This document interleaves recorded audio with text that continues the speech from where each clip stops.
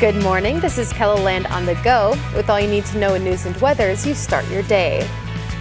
A man on Minnehaha County's most wanted list is now behind bars. Online records say Caleb Moran was booked into the Minnehaha County Jail just before 2 o'clock Tuesday afternoon.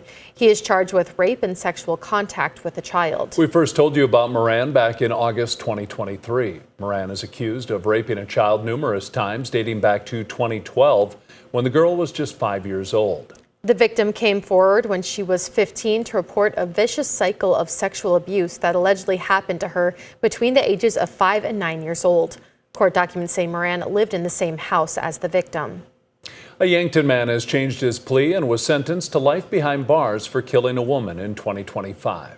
In court on Tuesday, 33-year-old Craig Nichols Jr. pleaded guilty but mentally ill to the murder of 41-year-old Heather Bodden, who was found decapitated in a Yankton apartment in January of last year. His change in plea means he admits to committing the crime but was suffering from a mental illness at the time. The judge sentenced him to life in prison without parole. We have more information on the large police presence seen in Sioux Falls Tuesday afternoon. Sioux Falls police went to arrest a man near West Russell Street and North Minnesota Avenue right before 4:30. When police were attempting to arrest him, he pulled out a handgun, which led police to fire at him. Authorities say the man was not shot but was injured by a police canine when he was trying to run away.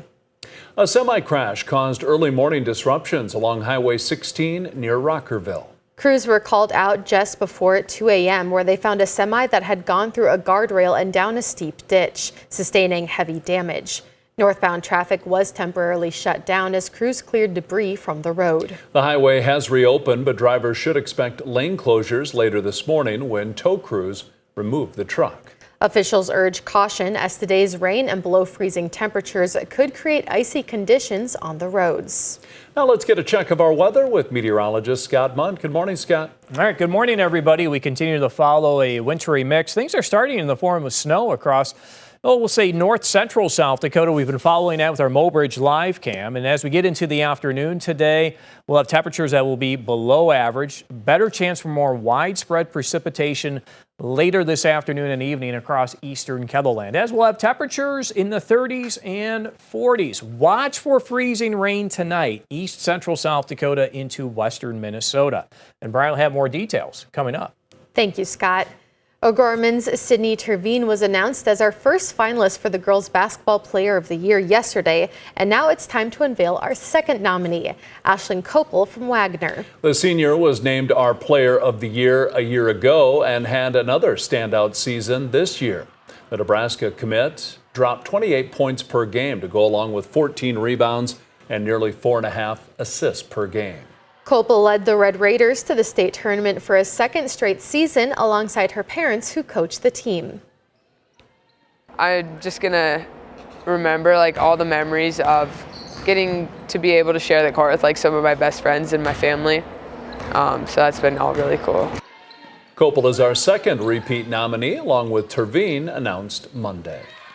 The University of South Dakota women's basketball team is headed to the Fab Four in the Women's National Invitation Tournament after defeating Montana State on Sunday. The Coyotes beat the Bobcats 65-56 to earn their second trip to the WNIT semifinals. The Yotes hosted the last 3 rounds of the tournament, and the action has fans locked in. That was a good win, 65-56. Molly dropping 31 points and then Jenna with 13. Those two athletes just competing on the floor was very impressive.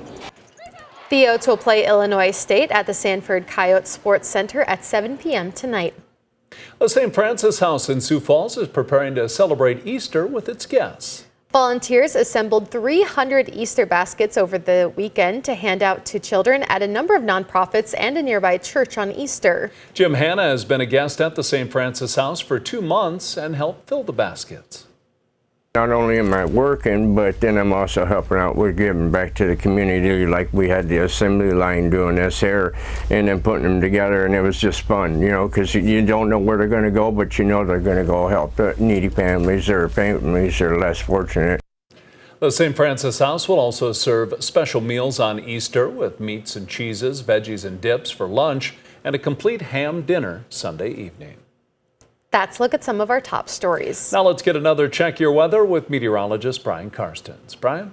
Okay, and weather as we go through the rest of the week and heading toward Easter. Looks like we've got a few rounds of precipitation, some more unsettled weather. Some of you will get some snow out of this. Some will be getting some freezing rain at times. As we lay out the first set of advisories, a lot of this for Mobridge starts up already this morning.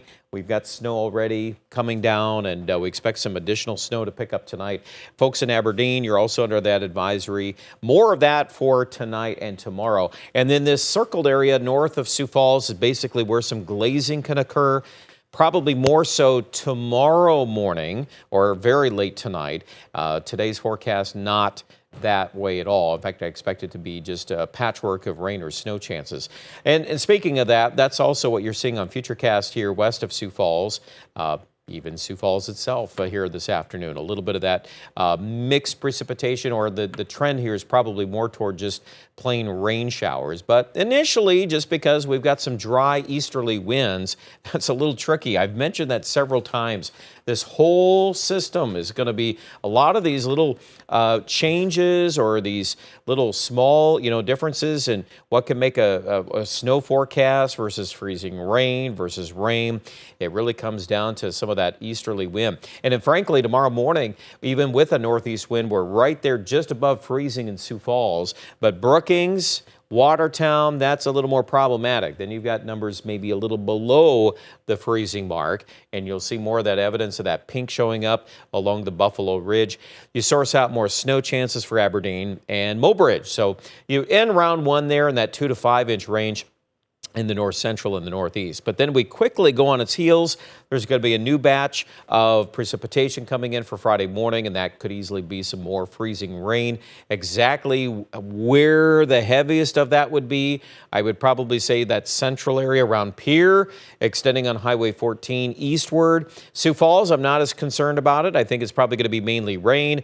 And then on the back side of the low, that second low on Friday afternoon, that's when we're going to finish off a little more snow in the north central, and there's more susceptibility to a few more inches of snow. And one last note, we're going to finish it off with the strongest of the wind out of the northwest on Saturday. And there's more and more evidence that we're at least going to get to some gusts of 40 miles an hour on Saturday. I'm not calling for widespread blowing snow, but it's certainly something we'll continue to watch. Those that do pick up those heavier numbers up in north central South Dakota. 40s today, and that's where we'll sit for Sioux Falls. We're at 43. Let's go through your 7 days quickly. We'll drop the numbers tomorrow and Friday and Saturday, all in the upper 30s to near 40 in Sioux Falls. So the likelihood of any snow sticking or clinging is not really all that great for a long period. There could be a few intervals where we pick up some snow at night maybe here, especially maybe Friday night. That's another window. Aberdeen, though, it's a different story. It's going to be in the 30s more of the time, and the likelihood of snow accumulation, pretty good. 2 to 5 with the first round, and then, of course, you'll hear more headlines probably later today with the second round that's going to come in. Pierre, you'll definitely get involved in this as well. You've got rain and snow today. I expect 42 tomorrow as we get a little gap between round 1 and round 2, so that Friday forecast goes to 90%. And then 30% chances of snow early Saturday, and then that's with that blustery wind. I do want to mention we're going to land on Easter Sunday warmer in Rapid City, up to 60 there, 62 Monday. Check out a lot more about the weather online at KEVLAND.com.